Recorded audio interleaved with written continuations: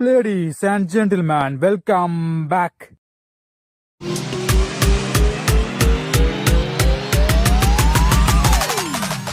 1984 ரிலீஸான Supergirl எப்படி நம்ம சூப்பர்மேன் இந்த பூமிக்கு வந்து இந்த உலகத்தை காப்பாத்தி சூப்பர்மேனா ஆனாரோ அதே மாதிரி ஒரு பொண்ணு பூமிக்கு வர இவ பேரு கார நம்ம சூப்பர்மேனோட மாமா பொண்ணு அப்படின்னு அவளே சொல்லிக்கிறா.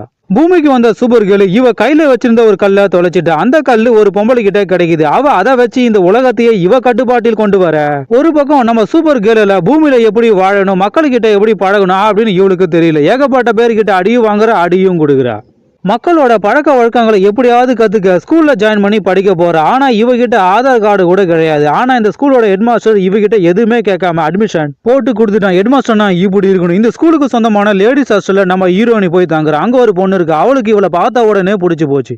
ரெண்டு பேரும் க்ளோஸ் ஃப்ரெண்ட்ஸா ஆயிட்டாங்க. ஒரே ரூம்ல தங்குறாங்க, தூங்குறாங்க, சாப்பிடுறாங்க, குளிக்கிறாங்க, ஒரு வழியா படிக்கவும் போறாங்க. மனிதர்களோட பழக்க வழக்கங்களை இவ கத்துக்கிட்டு அவங்க கூட நெருங்கி பழகுற. இந்த ஸ்கூல்ல ரெண்டு விதமான பொம்பளை ரவுடிங்க இருக்காங்க. அவளுங்க விளையாடும் போது தொல்லை பண்றாளுங்க, இவங்க பாத்ரூம்ல குளிக்கும் போதும் தொல்லை பண்றாங்க. இதுல காண்டான நம்ம சூப்பர் கேர்ள் அவங்கள வேற மாதிரி காமெடி பண்ணி பழி வாங்குற. அந்த காமெடி மகா மட்டமான காமெடி. திடீர்னு ஒரு நாள் ஸ்கூல்ல சம்மர் ஹாலிடே விட்டுட்டாங்க. எல்லா பொண்ணுங்களும் ஊருக்கு போயிட்டாங்க. இவ மட்டும் ஹாஸ்டல்ல தனியா இருக்கா. இன்னொரு பக்கம் அந்த பொம்பளை வெளி ஊரையே தூங்க விடாம பண்றா. இவளுக்கு பிடிச்சு போன ஒரு பையனை ஜேசிபி வச்சு கொலை பண்ண ட்ரை பண்றா. இதை பார்த்த சூப்பர் கேர்ள் அங்க போய் அந்த பையனை காப்பாத்துறா.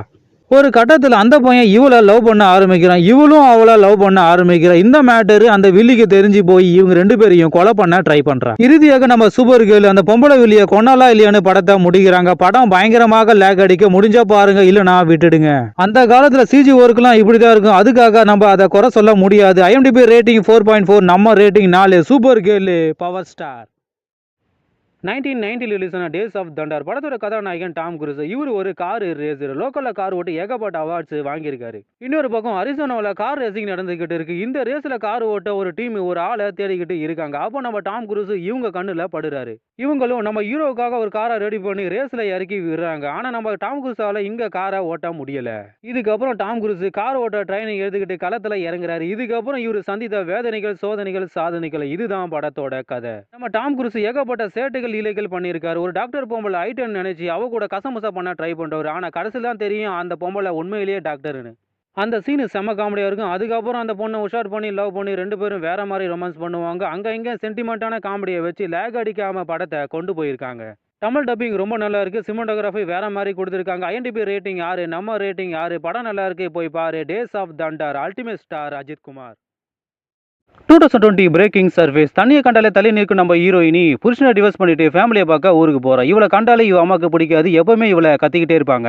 இவளோட தங்கச்சி சுனாமியில சுமிங்க போடும். ஒரு நாள் இவ தங்கச்சி இவளை ஈத்துக்கிட்டு கடலுக்கு அடியில கூப்பிட்டுக்கிட்டு போறா. அப்போ எங்கிருந்து வந்த பாறை இவ தங்கச்சிய இவ மேல பட்டு இவளை ஈத்துக்கிட்டு போயிடுச்சு. இதுக்கப்புறம் சிஸ்டரை காப்பாத்த நம்ம ஹீரோயினி அக்கா என்ன பண்ண போறான்னு படத்தை முடிக்கிறாங்க. ஆனா படம் பொறுமையா போனாலும் படம் பெருமையா இருக்கு. தமிழ் டப்பிங் சுமார், சினிமாட்டோகிராஃபி சூப்பர். IMDb ரேட்டிங் 6.2, நம்ம ரேட்டிங் 5.4. Braking surface. தங்க மீன்கள். 1982 தி ஷாலின் டெம்பிள். ஊர் விட்டு ஊர் வந்த ஒரு வியாபாரி மிங்கு நாட்டையே இவனோட கட்டுப்பாட்டில் கொண்டு வந்து இந்த நாட்டோட ராஜாவா ஆயிட்டான். படத்தோட கதாநாயகன் வேற யாரு, நம்ம ஹீரோ ஜெட்லி. சின்ன வயசுல துடுப்பா எடுப்பா அழகா இருக்காரு. இவர் அப்பாவை ராஜாவுக்கு அடிமை வேலை செய்ய வராங்க. ஆனா கடைசியில இவரோட அப்பாவை கொண்டு நம்ம ஜெட்லி அடிச்சு ஆத்துல தூக்கி போட்டுட்டாங்க. அடிபட்டு நம்ம ஹீரோவை புத்த குருமார்கள் காப்பாத்துறாங்க. நம்ம ஜெட்லி இங்கேயே தங்கி கும்ஃபு கத்துக்கிறாரு. ஆனா எந்த உயிரையும் கொல்லக்கூடாதுன்னு புத்த குருமார்கள் இவர்கிட்ட உறுதிமொழி வாங்குறாங்க. 3 மாசம் ஆகியும் இவரால குன்ஃபு கத்துக்க முடியல. அப்பாவை கொண்டவனை எப்படியாவது பழி வாங்க அவனை தேடிக்கிட்டு போறாரு. ஆனா அடி வாங்கிட்டு திரும்பி வராரு. மறுபடியும் குருக்குள்ள வந்து நல்ல முறையில குன்ஃபு கத்துக்கிட்டு ஒரு மாவீரனா மாறி அப்பாவை கொண்டவனை பழி வாங்கினாரா இல்லையா, இதுதான் படத்தோட கதை. ஜெட்லி படம்னு சொன்னாலே சண்டைக்கு பஞ்சம் இருக்காது. ஒவ்வொரு சண்டையும் வேற மாதிரி கொடுத்துருக்காங்க. ஒரு குடிகாரன் குடிபோதில் எப்படி சண்டை போடுவான்னு அந்த சண்டையை டிஃபரெண்டா காமிச்சிருக்காங்க. தமிழ் டப்பிங் கேட்கும்படியாகவும் இருக்கு, ரசிக்கும்படியாகவும் இருக்கு. சினிமாட்டோகிராஃபி அதுக்கு மேலேயும் இருக்கு. IMDb ரேட்டிங் 6.9, நம்ம ரேட்டிங் 6. படம் நல்லா இருக்கு, போய் தனியா பாரு. தி ஷாலின் டெம்பிள். வாங்க சண்டை செய்யலாம். 1996 ரிலீஸான பார்பு ஒயர். 2017ஆம் ஆண்டு அமெரிக்காவில் உள்நாட்டு போர் நடந்துகிட்டு இருக்கு. இந்த போரை எப்படியாவது தடுத்து நிறுத்த ஒரு அரசியல்வாதி ஒரு பயங்கரமான பயோ வெப்பனை வெடிக்க வைக்க போறான். இது வெடிச்சா போர் நின்றுடும். ஆனா யாருமே உயிரோடு இருக்க மாட்டாங்க.